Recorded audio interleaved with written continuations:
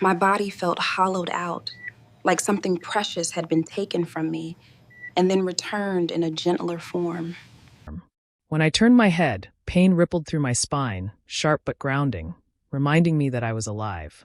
Two small bundles lay beside me, wrapped in white cloth, their tiny faces scrunched as if the world had already offended them. My twins. My miracle. Tears slid into my ears as I stared at them, unable to move, unable to speak. Everything I had been through, the street, the dust, the humiliation, the fear, rose up in my chest at once. Just hours ago, strangers had looked at me with pity. Now, nurses moved around me with urgency and respect. Life had changed violently fast. I searched the room, my heart tight, and that was when I saw Tund. He was seated in the corner, his shoulders slumped, his expensive suit wrinkled and stained. He didn't look like the man who once commanded boardrooms. He looked small, broken, and terrified of losing me forever. Please tell us where you are watching from, and don't forget to subscribe, like the video, and share it with someone who needs this story. When our eyes met, he stood up immediately, as if he'd been waiting for permission to breathe. He stepped closer, slower than I expected, like someone approaching something fragile. "Adaeze," he whispered, his voice shaking, "you're awake." That was all he said. No speeches. No explanations. Just my name, spoken like a prayer he had almost forgotten. I turned away, not because I hated him, but because I didn't trust my heart yet. Everything inside me was sore, my body, my pride, my memories. He stood there awkwardly, hands hovering uselessly at his sides, until a nurse placed one of the babies in his arms. I watched his face crumble as he held his child for the first time. His lips trembled. Tears dropped onto the blanket. The sight did something strange to me. It didn't heal me, but it softened the sharpest edge of my pain. Still, I stayed silent. Silence was the only power I had left, and I wasn't ready to give it up. Forgiveness, I knew, could not be rushed just because regret arrived late. By the next morning, the story had escaped the clinic walls. Phones rang nonstop. Names I hadn't heard in months suddenly remembered me. Church members sent prayers that felt heavy with guilt. Old friends whispered, "We heard what happened." I realized then how public my pain had become. The same society that watched me suffer quietly was now watching me heal loudly. Tun's family arrived later that day, not together, not confident. One by one, they entered the room like people walking into court. Mama Adaeze stood at the back, her eyes avoiding mine, her mouth tight. The woman who once questioned my womb could barely meet my gaze. No one accused me. No one raised their voice. Fear had replaced arrogance. I held my babies closer, suddenly aware that power had shifted. I wasn't begging anymore. I wasn't explaining myself. The truth had spoken for me in the open, and it had witnesses. In that moment, I understood something painful but freeing. I did not need to prove my innocence to people who never wanted the truth. All I needed was to protect the life I had fought so hard to keep. Later that evening, when the room finally emptied and the twins slept, Tun sat beside my bed again. This time, he didn't touch me. He didn't kneel. He didn't cry. He just spoke. Slowly. Carefully. He told me about the lies, the pressure, the fear of losing inheritance, the manipulation dressed as concern. He admitted his weakness without defending it. "I didn't protect you," he said quietly. "I let doubt speak louder than love." I listened without interrupting, my chest tight, my fingers curled protectively around the edge of the blanket. When he finished, he waited. I could feel his hope trembling in the silence. Finally, I said, "You didn't just abandon me. You abandoned yourself." The words surprised even me. He nodded, accepting them like a verdict. That was the first honest conversation we'd had in a long time. Not because everything was fixed, but because nothing was being hidden anymore. Trust, I realized, doesn't return with apologies. It returns with time, consistency, and humility. And even then, it limps. That night, after everyone slept, I stared at the ceiling and thought about the woman I had been before the street, before the pregnancy, before the betrayal. I was not her anymore. But I wasn't broken either. I was something else, stronger, quieter, sharper. Motherhood had arrived wrapped in pain, but it had also given me clarity. I knew then that my life could never return to what it was. And I didn't want it to. I wanted something truer. Something earned. As my babies breathed softly beside me, I made a silent vow. I would not rebuild my life on fear. I would not stay where my dignity was negotiable. Whether Tund remained part of my future or not, I would stand whole on my own feet. Outside the window, the city moved on, unaware of the war I had survived. Inside that small hospital room, a new chapter had begun, not of suffering, but of reckoning. And this time, I would not be invisible. The first time I carried my twins outside the clinic, I felt the weight of more than babies in my arms. I felt eyes. The kind of eyes that don't just look, they measure, judge, and store your story like gossip in a bottle. Nurses smiled at me with a tenderness that almost made me cry again, and strangers in the corridor whispered as if my name had become a headline. "That's her," someone murmured. "The rich man's wife they found on the street." My throat tightened. I wanted to scream that I wasn't a headline. I was a human being. I was a woman who had bled and endured and begged God for strength when my own husband couldn't be bothered to pick a call. But I kept my face calm. Pain had already humbled me. I refused to let attention humiliate me too. Tund walked beside me, unusually quiet, and the driver held the car door open like we were returning to royalty. The irony stung. Only days ago, I was dust on the pavement. Now, I was being handled like fragile glass. As the car moved, I stared through the window at the streets and felt a strange fear settle inside me. Because I knew the world was about to talk, and talk has teeth. By the time we reached my parents' compound, it was already too late to hide. Neighbors stood in clusters, pretending to sweep, pretending to buy pure water, pretending to look for something, when really, they were waiting to see if the rumors were true. My mother came out first, her face torn between joy and worry, and when she saw the babies, she cried openly, the kind of cry that shakes the bones. My father followed, leaning on his stick, whispering prayers into the air, as if he was sealing our lives with blessing. I thought the sight of them would calm me, but instead it made me angry all over again. They had carried my shame with me. They had heard the whispers. They had stretched their little resources until they were thin as paper. And now, the same people who once watched them suffer in silence wanted a front-row seat to the victory. As Tund stepped out of the car, a hush fell. Some women bowed their heads quickly. Some men looked away. It was as if everyone suddenly remembered he was powerful. I adjusted my wrapper, held my babies closer, and walked past them without greeting, because my dignity was not for public inspection. Inside the house, the air felt heavy, like prayers had been hanging there waiting for this moment. My mother laid a clean cloth on the bed and insisted the twins sleep beside me. My father kept pacing, murmuring scriptures under his breath, as if he couldn't stop thanking God. Tund sat in the parlor with his elbows on his knees, staring at nothing, and I could tell his mind was running faster than his mouth. Then his phone started ringing. Calls stacked like pressure. His business partners. His friends. His relatives. Even unknown numbers. Each ring was another reminder that the supermarket scene had escaped into the world. In Nigeria, nothing stays private. Not pain, not marriage, not motherhood.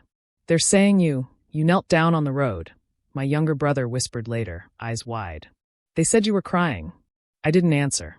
Part of me felt satisfaction, not because I wanted him shamed, but because I wanted him to finally taste what I had tasted, public helplessness. That night, a video appeared online. Someone had recorded everything.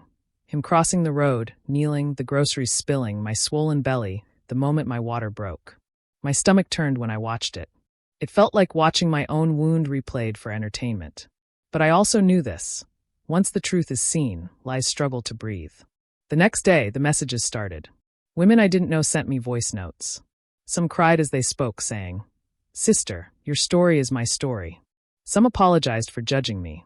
Some confessed they had been abandoned too, but they didn't have the courage to return home. Others asked quietly, "How did you survive?" I listened to those voice notes late at night, my babies asleep, and something inside me shifted. My pain had become a mirror for other women. And that frightened me almost as much as it inspired me, because it meant my life was no longer just mine. It also meant I had a responsibility. To tell the truth clearly, not to stir drama, but to set captives free. Meanwhile, Tund's family began their own war behind the scenes. They called pastors, chiefs, elders, people with influence, trying to control the narrative. Some claimed I had misunderstood. Some suggested the street scene was exaggerated. Others tried to blame my parents for allowing me to suffer. When I heard that, I laughed, short and bitter. Imagine the audacity. The same people who pushed me out now wanted to rewrite history. But this time, I refused to be quiet. I asked Tund directly, "Are you going to let them twist this too?" He looked at me, swallowed hard, and said, "No, not anymore." I wanted to believe him. I really did. That evening, something happened that confirmed how deep the rot was. A woman from Tun's side, one of his aunties, arrived with a forced smile and a basket of gifts. She greeted my mother loudly, praised God loudly, and then turned to me, her voice suddenly soft and poisonous. "Adaeze, we thank God you delivered safely," she said, looking at the twins like they were objects. "But you know, the family must still protect itself." My skin went cold. Protect itself from what? I asked calmly. She leaned closer and whispered, "From shame. From confusion. From stories that damage a man's name." I stared at her and realized she wasn't coming to celebrate life. She was coming to negotiate silence. In that moment, I understood the next battle wasn't survival. It was control. They wanted me quiet so their image could heal. They wanted the twins acknowledged only in private, like a mistake corrected, not a blessing announced. I stood up slowly, my back straight despite the pain still lingering in my body. "Auntie," I said, voice steady. I almost died quietly. "I will not live quietly." The room froze. Even my mother stopped breathing for a second. The auntie's smile trembled. And for the first time in my life, I saw fear in the eyes of people who once thought I was powerless. Fear changes powerful people in strange ways. It makes them whisper instead of shout. It makes them gather in corners instead of commanding rooms. I began to notice it in the days that followed. The sudden hush when certain names were mentioned, the late-night calls Tun stepped outside to take, the way his relatives stopped visiting openly and started sending messages instead. The same family that once walked into my marriage with entitlement now moved like thieves in the dark. I didn't need to be in their meetings to know what was happening. Panic has a smell, and I had lived with it long enough to recognize it. They were afraid, not of me, but of exposure. Afraid that the image they had carefully built would crack under public scrutiny. Afraid that people would ask questions they couldn't silence with money or influence. Afraid that the twins I held in my arms were not just children, but proof that their cruelty had failed.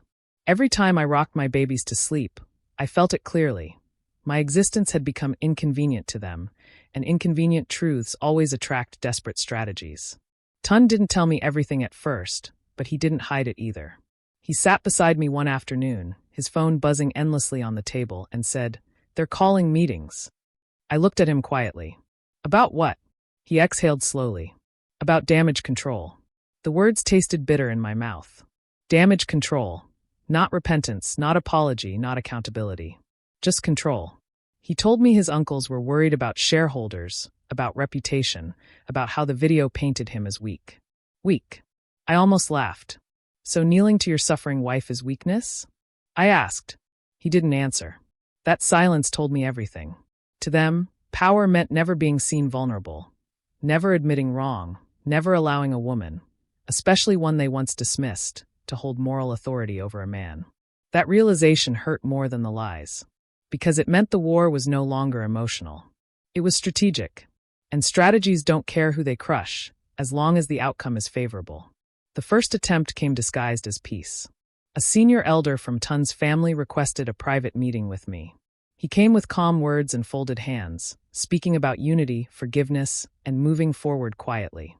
I listened respectfully until he reached the part where he suggested that some stories didn't need to be told again. "For the sake of the children," he said. That was when something hardened inside me. I looked at him and replied, "For the sake of my children, the truth must never be buried." His brows tightened. He wasn't used to resistance from women like me. He tried another angle, offering support, protection, comfort. I thanked him and declined. When he left, I felt a strange calm settle over me. Saying no had cost me fear. That night, I realized something important. They weren't afraid because I was loud. They were afraid because I was no longer silent. Silence had been their greatest weapon against me, and now it was gone. As their private efforts failed, public pressure increased. Church leaders reached out, pretending neutrality while nudging me toward reconciliation, without noise. Community elders asked me to consider my husband's position. Even distant relatives called to advise me to be wise. I listened to all of them with a polite smile and an unyielding heart. Wisdom, I had learned, is not submission to injustice. Wisdom is knowing when peace is being used to erase pain.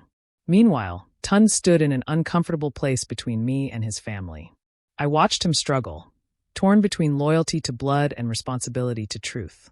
One evening, he finally said, "They want me to release a statement." I raised my eyes slowly. What kind of statement? He hesitated. One that downplays things. My chest tightened. And what do you want? I asked. He looked at the twins, then back at me. I want to stop lying, he said quietly. It wasn't heroic. It wasn't loud. But it was a beginning. That night, after everyone slept, I sat alone in the dark, listening to my babies breathe. I thought about the irony of it all. The people who tried to erase me were now orbiting my silence, terrified of what I might say next. Power had shifted, not because I fought them, but because truth had found daylight. I wasn't plotting revenge. I wasn't seeking to embarrass anyone. All I wanted was dignity, for myself and for the lives I had brought into the world. But dignity, I was learning, is threatening to systems built on control. As I lay back down, exhaustion washing over me, I whispered a prayer, not for protection, but for courage. Because I could feel it in my spirit. This was only the beginning of the reckoning. They had tried guilt. They had tried elders. Next, they would try something else. And whatever it was, I would need to stand firm. Not as a beggar. Not as a discarded wife. But as a woman who had survived the street and returned with her truth intact. The first crack appeared quietly, the way truth often does. Without announcement, without drama, slipping through a space lies forgot to seal. It started with a phone call Tund received early one morning. I could hear the tension in his voice even from the bedroom, the way his words came out clipped and controlled. When he returned, his face looked different, alert, unsettled, almost afraid.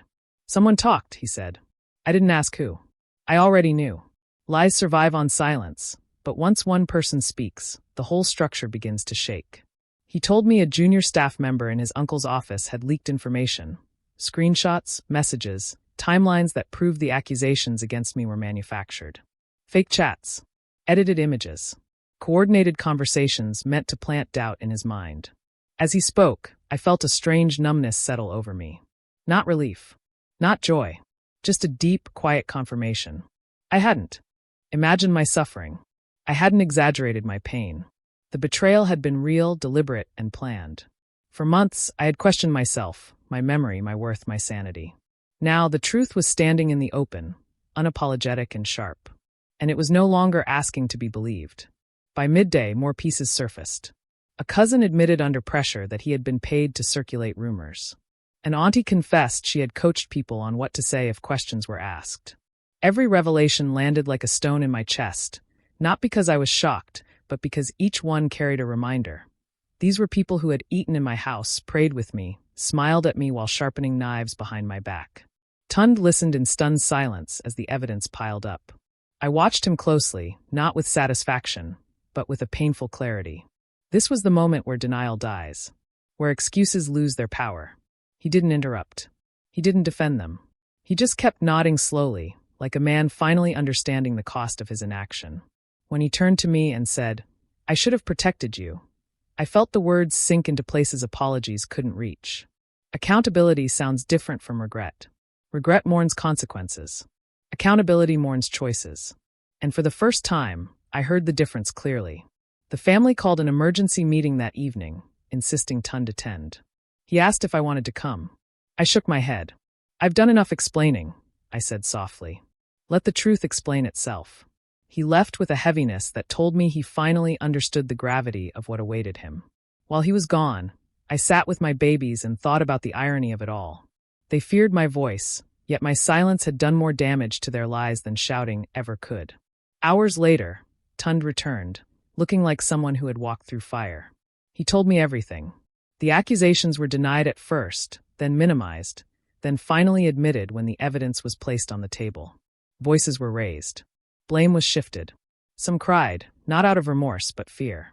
Fear of exposure. Fear of consequences. Fear of losing control. They wanted me to choose, Tund said quietly. Them or you. I looked at him steadily. And, he exhaled, shoulders slumping. I chose the truth. It wasn't a romantic declaration. It was something heavier. Final. The fallout was immediate. Relationships fractured. Alliances broke. People who once spoke boldly now avoided eye contact. Some tried to call me later, their voices trembling with forced warmth. Adaeze, let's not allow this to scatter the family, they said. I listened, then replied calmly. The family scattered when lies were chosen over love. I wasn't cruel. I wasn't loud. I was just done carrying what didn't belong to me. In the days that followed, Tund made a public statement.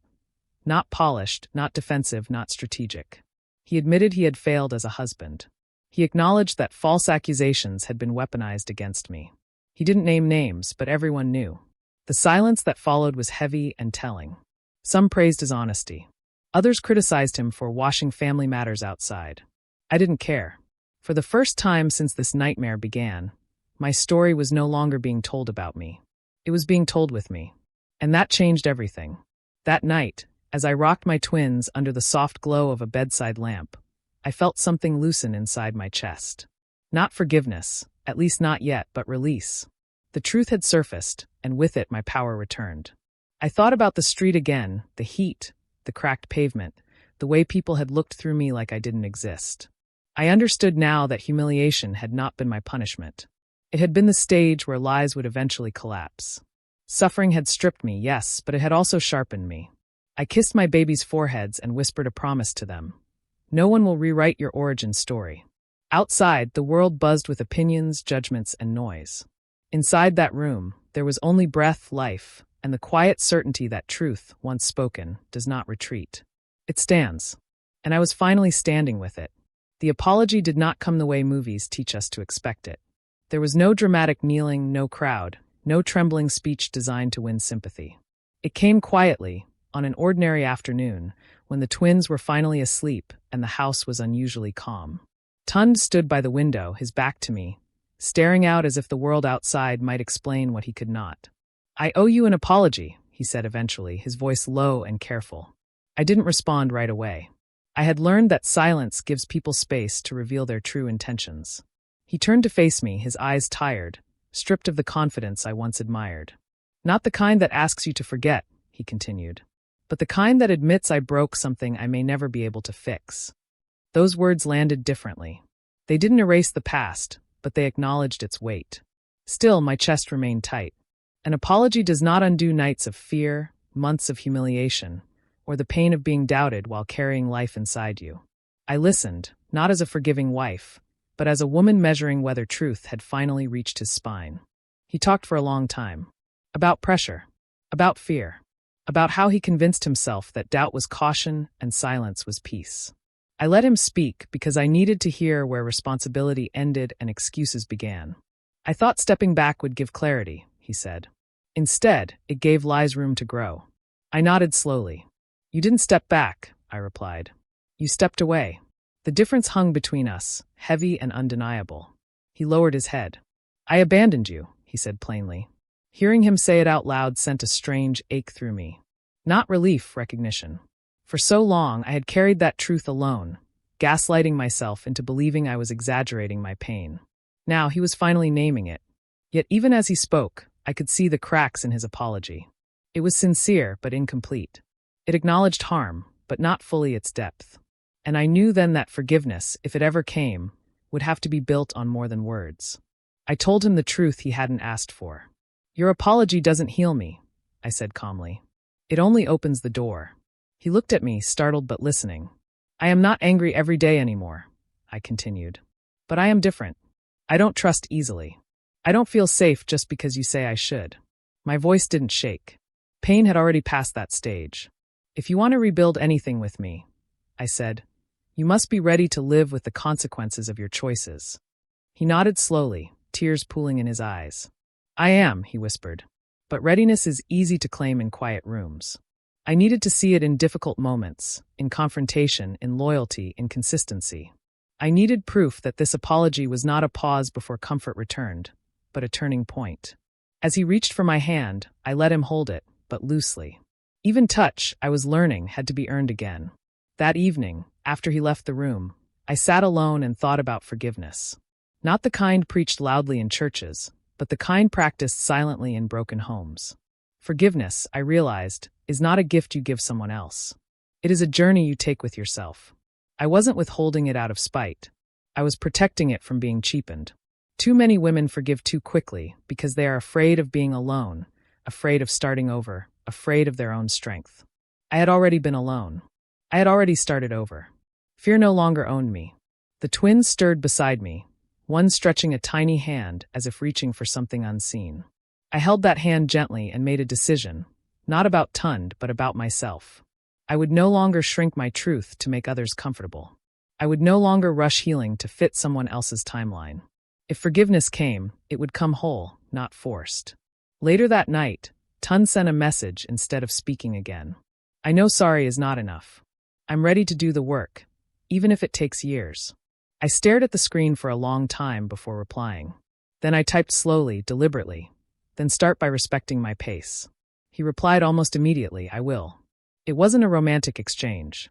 It wasn't a victory. But it was honest. And honesty, I was learning, is a rare foundation, fragile but real. As I lay down beside my children, exhaustion finally pulling me under, I understood that apologies don't end stories. They begin new ones. Whether this new story would include him fully, I didn't yet know. But one thing was clear. I was no longer begging for love, explanations, or validation. I was choosing what I allowed into my life. And that choice, more than any apology, marked the true beginning of my healing. Distance is often misunderstood. People think it means anger, punishment, or pride. For me, it meant survival. After everything that had happened, I realized I could not heal in the same emotional space where I had been broken.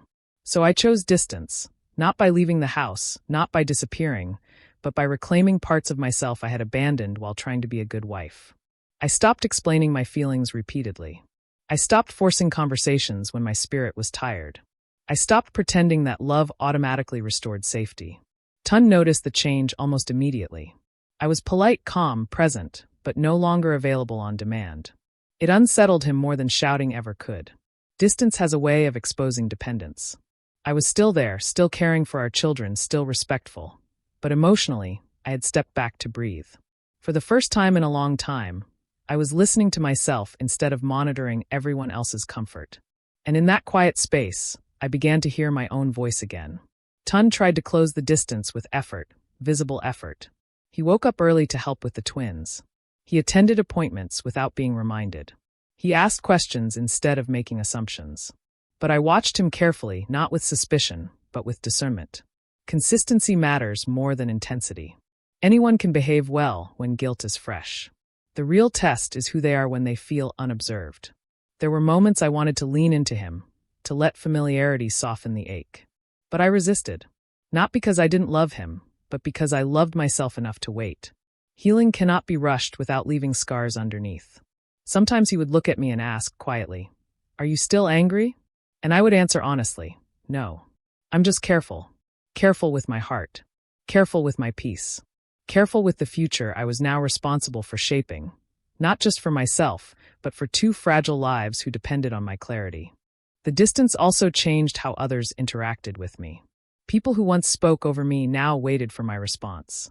Family members who used to advise me carelessly measured their words. I had stopped presenting myself as someone who needed approval, and the world adjusted accordingly. It wasn't arrogance. It was boundaries. And boundaries are uncomfortable for people who benefited from your silence. I spent more time alone with the twins, learning their rhythms, memorizing their cries, finding joy in small moments that didn't involve anyone else's opinion. In those quiet hours, I mourned the woman I used to be. The one who believed endurance was the same as strength. I forgave her gently. She did what she knew how to do at the time. But I also welcomed the woman I was becoming, more deliberate, more grounded, less willing to disappear to keep peace. Distance was not pushing people away. It was pulling myself back together. One evening, Tund finally asked the question I knew was coming. "Do you still see a future with me?" His voice was steady, but his eyes betrayed fear. I didn't answer immediately. I looked at our children sleeping peacefully, their chests rising and falling in quiet unison. Then I said, "I see a future where I am whole. Whether you are in it depends on the choices you make from now on." It wasn't a threat. It was clarity. He nodded slowly, absorbing the weight of it. That was the moment I knew something had shifted. Not because he promised anything, but because he understood that my presence was no longer guaranteed by history or vows. It would be earned in the present. Distance had done what arguments never could. It had reset the balance. That night, after the house fell quiet, I sat by the window and reflected on how far I had come. From the street to this moment of calm authority over my own life. I no longer felt the need to prove my worth or explain my pain. I had lived it. Distance had taught me that love without safety is fear disguised as devotion. And safety begins with self-respect. As the cool air brushed my face, I whispered a silent promise to myself. I would never again trade my peace for acceptance. Whatever came next, reconciliation or separation, it would happen on my terms, with my eyes open.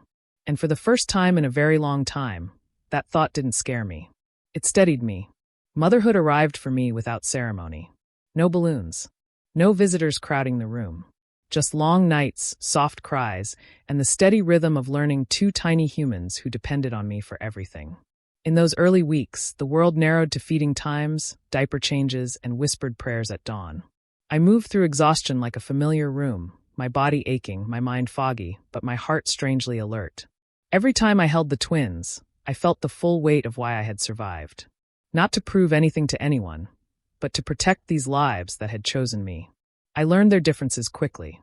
One cried loudly and demanded attention like he was announcing himself to the world. The other watched quietly, eyes wide, as if studying life before deciding how to enter it. In them, I saw parts of myself, my past and my becoming. And in caring for them, I found a steadiness I hadn't known I was missing. Tun tried to be present, and sometimes he succeeded. He would carry one baby while I carried the other, his movements careful, almost reverent. But even in those moments, I felt a line between us, thin but firm. I no longer leaned on him instinctively. I leaned inward. Motherhood had taught me a new kind of independence. I no longer waited for reassurance before trusting my instincts. When the babies cried, I didn't panic. I listened. When advice came from all directions, I filtered it. I chose. That confidence surprised even me. For so long, I had doubted myself because others doubted me first.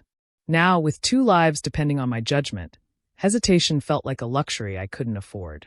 I didn't need permission to be strong anymore. Strength was required of me daily, and I answered without complaint. Some nights, when the twins finally slept, I sat alone and let myself feel everything I had postponed. Grief for the marriage I thought I had. Anger for the months I lost to fear. Sadness for the woman I was before survival hardened her edges. But I didn't drown in those feelings. I acknowledged them, then let them pass. Motherhood doesn't erase pain, it reorganizes it. It places it behind purpose. I understood then why so many women endure quietly. Not because they are weak, but because they are carrying futures that demand focus. Still, I refused to disappear into that silence again. I began writing in a notebook late at night, thoughts, prayers, fragments of my story. Not for the world yet, just for myself. I needed to hear my own voice clearly before anyone else could. Visitors came less often after the excitement faded, and I was grateful. Solitude gave me space to think. I started to imagine a life that wasn't defined by what had been taken from me. I thought about work, about education, about rebuilding something that belonged to me alone. Tun noticed the shift. "You seem focused," he said one evening. I smiled faintly. "I am," I replied. Focused on the future. Focused on raising children who would never doubt their worth because of someone else's insecurity. Focused on ensuring that if they ever fell, they would know how to stand again. Motherhood had turned my pain into resolve, and resolve into vision. I was no longer surviving day to day. I was planning. As I laid the twins down that night, watching their small chests rise and fall, I felt something settle firmly inside me. I had crossed a line I could never uncross. I would never again accept love that required my silence. I would never again shrink to keep peace. These children deserved a mother who stood tall, not one who endured quietly. And I deserved a life where my voice mattered, first to myself, then to the world. Motherhood had not made me smaller, as some warned it would. It had expanded me. It had anchored me. Whatever lay ahead, reconciliation, separation, confrontation, I would meet it not as a woman begging to be chosen, but as a mother who had already chosen herself. The reckoning didn't arrive with police sirens or court summons.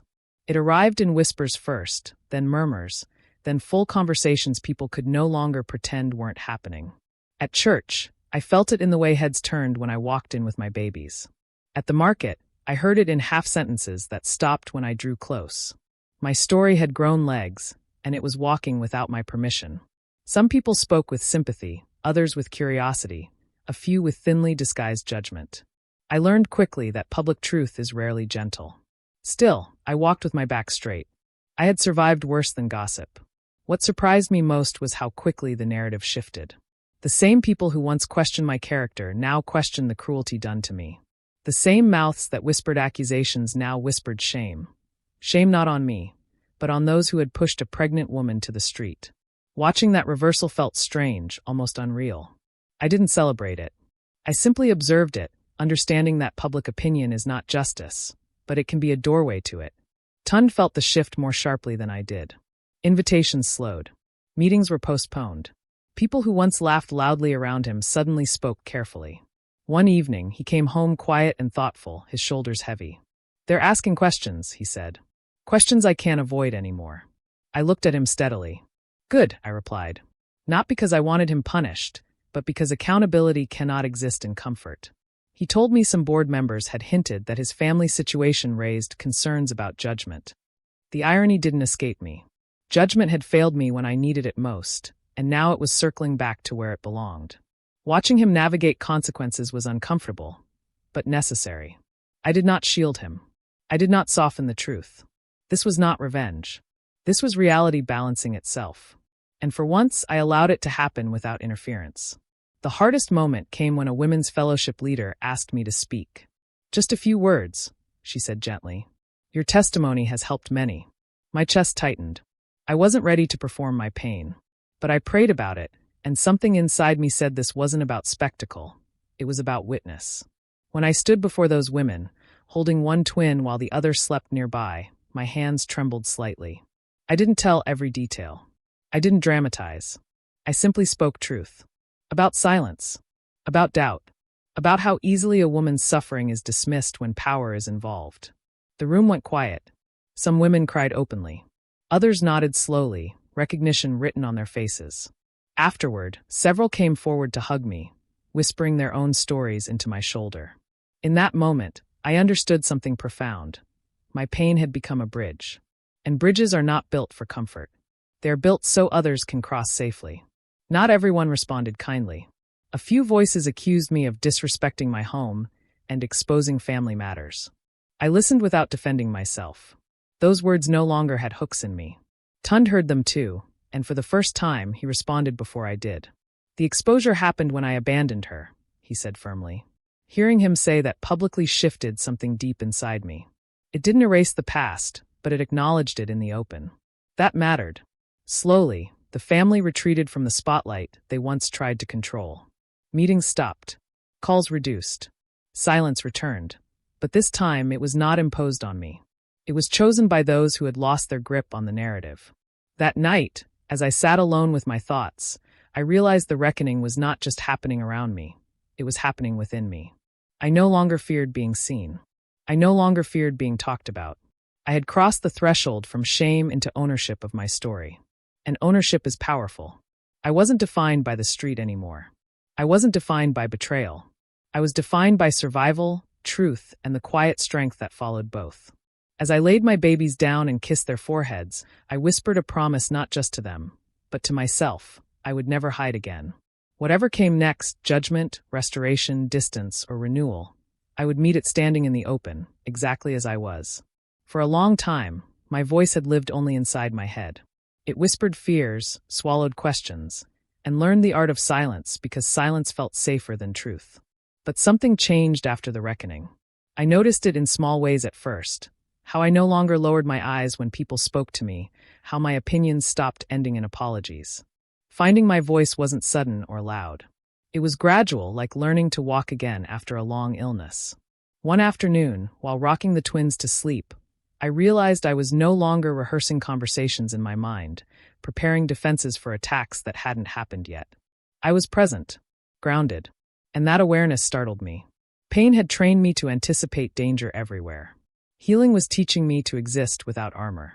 I began to speak more honestly, even when my voice trembled. Especially when it trembled. Because I had learned that courage does not require confidence. It requires truth. People began to seek me out quietly. Not because I was famous, but because they recognized something familiar in my eyes.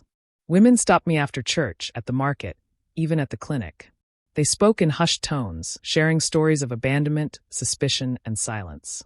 Stories that sounded like mine, only without witnesses. I listened more than I spoke. Listening, I realized, was part of using my voice responsibly. When I did speak, I didn't offer easy advice. I offered presence. I told them healing wasn't neat. That strength doesn't always look like confrontation.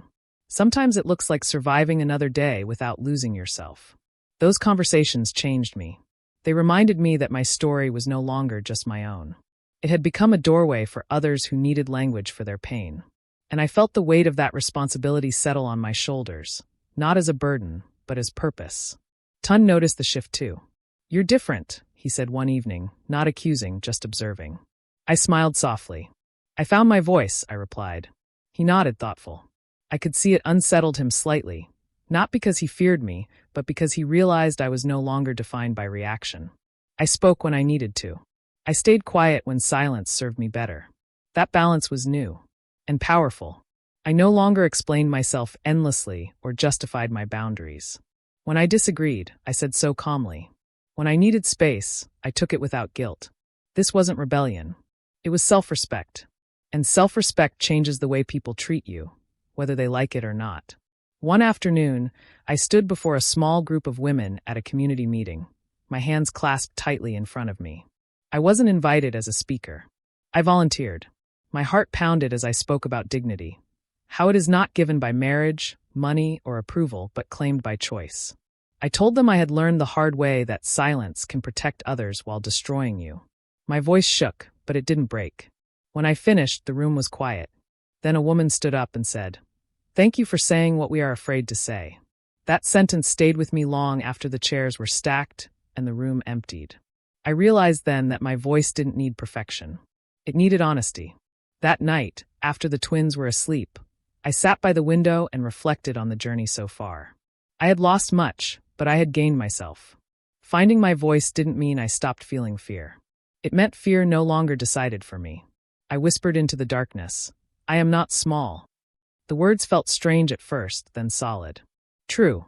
Whatever lay ahead, restoration, distance, or an entirely new path, I knew I would meet it speaking in my own language, not one shaped by shame or expectation. My voice had survived the street, the lies, the silence. And now it was here to stay. Forgiveness, I learned, is not tested in quiet moments. It is tested when old patterns knock without warning. The test came on an ordinary day, disguised as responsibility. Tund received a call that left his face tight and his voice careful. His family was planning a formal gathering, one meant to restore unity and publicly present the twins as part of the lineage. On the surface, it sounded like progress. Beneath it, I sensed something else, a desire to control the narrative again, to polish what had been cracked without fully addressing the fracture. When Tund told me about it, he watched my reaction closely, as if measuring how far he was allowed to go. My chest tightened, not with anger, but with caution. Forgiveness had opened a door, not erased the past. I asked one simple question. Do they want us there, or do they want the appearance of us there? He didn't answer immediately. That hesitation told me the truth before words ever could. That night, memories surfaced uninvited, the accusations, the silence, the street. Forgiveness doesn't delete memory, it reorganizes it. I realized then that agreeing too quickly would betray the version of me who had learned to stand alone. When Tund finally spoke, he said, "They want peace." I nodded slowly. "Peace without accountability is just quiet injustice," I replied. My voice was calm, but my resolve was firm. I wasn't refusing reconciliation. I was refusing erasure. The twins slept peacefully nearby, unaware of the history being negotiated around them. I looked at their faces and felt a fierce clarity settle in. Whatever forgiveness meant for me, it could not mean returning to spaces where my dignity was conditional. The real test came when Tund made a choice, without asking me first. He told his family we would attend, assuming time had softened everything. When he said it, something in me went still. Not explosive. Not dramatic. Still. I told him quietly, "You decided for us again." The color drained from his face. In that moment, forgiveness stood between us, fragile and exposed. This was the old pattern, the assumption that apology restored authority. I didn't shout. I didn't argue. I simply said, "I will not go." The room filled with silence. He tried to explain, tried to fix it quickly, but the damage was already done. Forgiveness had been tested, and it revealed something important. Remorse without changed behavior is only regret rehearsing itself. Later, he came back to me, not with defense, but with humility. I was wrong, he said plainly. I acted out of habit. Hearing that mattered more than the mistake itself. Patterns are hard to break, especially for people used to control. He canceled the plan. Not postponed, canceled. He called his family and told them any reconciliation would happen on terms that honored me and the children, not their image. I listened from the next room, my heart pounding softly. This time, the correction came without pressure from me. This time, accountability followed awareness. Forgiveness didn't cheer. It exhaled. Slowly. That night, as I lay awake listening to the twins breathe, I understood something new about forgiveness. It is not blind trust. It is watchful hope. It allows space for growth while refusing to be naive. I wasn't healed because Tun chose right once. I was healing because I chose myself consistently. Forgiveness, I realized, would be a series of tests, not a single decision. Some would be passed. Some would not. And I was finally strong enough to accept either outcome without losing myself. Whatever came next, I would not mistake patience for permission again. There comes a moment when you realize you are no longer waiting for anyone to change. You are simply living. That realization arrived quietly for me, one morning as I watched the twins sleep while the house was still. The fear that once sat in my chest like a permanent guest was gone. In its place was something steadier, self-trust. I no longer measured my days by Tun's moods, his progress, or his failures. I measured them by my peace. By whether I could breathe deeply without bracing for disappointment. Standing on my own didn't mean I rejected help or companionship. It meant my sense of worth no longer depended on them. That shift changed everything. I stopped asking myself, will he do better today? And started asking, what do I need today? The difference was subtle, but powerful. One question chained me to hope. The other anchored me in reality. I began making decisions without announcing them first. Small things at first. How I arranged my time, what commitments I accepted, which conversations I declined. Then bigger ones. I enrolled in a short professional course I had postponed for years, something that belonged to me alone. When I told Tund, he nodded in support, but I could see surprise flicker in his eyes. He was realizing that my life was no longer on pause while his caught up. I wasn't waiting to be restored. I was building. Standing on my own didn't make me colder. It made me clearer. I could love without clinging. I could forgive without forgetting. I could stay without disappearing. Independence didn't harden me. It steadied me.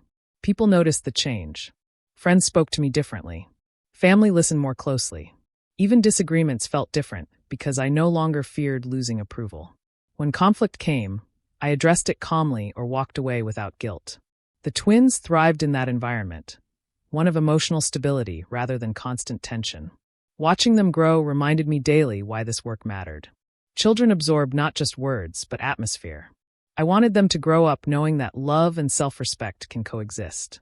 That their mother didn't survive pain only to normalize it. Standing on my own was not an act of rebellion. It was an act of modeling. Tund adjusted slowly. There were moments he reached for the old dynamics and found them gone. Moments of confusion. Moments of growth. I no longer corrected him immediately or carried the emotional labor of guiding his transformation. That responsibility belonged to him. When he asked where we stood, I answered honestly. We stand where effort meets consistency. It wasn't romantic, but it was real. Love, I was learning, doesn't flourish under supervision. It grows where both people are whole. Whether our marriage would fully heal or eventually transform into something else, I no longer feared the outcome. Fear had lost its authority over my decisions. One evening, as I stood alone on the balcony watching the city lights blink on, I felt an unexpected gratitude. Not for the pain, but for the strength it revealed. Standing on my own didn't mean standing alone. It meant standing complete. I had crossed the line from survival into ownership of my life. Whatever happened next would be a choice, not a rescue. As I turned back inside to check on my sleeping children, I knew this truth with quiet certainty. I had already won something no one could take from me again, myself. The day I realized my story had come full circle was not marked by celebration or applause. It came in a quiet moment, standing alone in front of a mirror, adjusting my dress before stepping out. I looked at my reflection and barely recognized the woman staring back. Not because she was broken, but because she was whole. The fear that once lived in my eyes was gone. In its place was clarity. I thought about the street, the heat, the cracked pavement, the way I had folded into myself to survive. I thought about the clinic, the twins' first cries, the weight of truth finally being seen. And I understood then that none of it had been random. Pain had shaped me, but it had not owned me. I had walked through humiliation and come out with dignity intact. That realization settled inside me like a final exhale. Life did not suddenly become perfect. Healing never offers that kind of reward. But it became honest. Tund and I existed in a new reality, one built on choice rather than obligation. Some days felt easy. Some felt uncertain. But uncertainty no longer frightened me. I had learned how to stand without guarantees. He continued to show up, sometimes awkwardly, sometimes well, sometimes still learning. And I allowed space for that growth without tying my identity to its outcome. I had stopped waiting for the world to validate my survival. I had validated it myself. The twins grew stronger every day, their laughter filling rooms that once held only tension. Watching them, I knew the cycle had been interrupted. Whatever pain I inherited, I would not pass on. People still told my story, but it sounded different now. Not as gossip, not as tragedy, but as testimony. Women approached me with gratitude instead of pity. Men listened instead of dismissing. And I spoke when I needed to, choosing my words carefully, responsibly. I no longer needed to explain everything.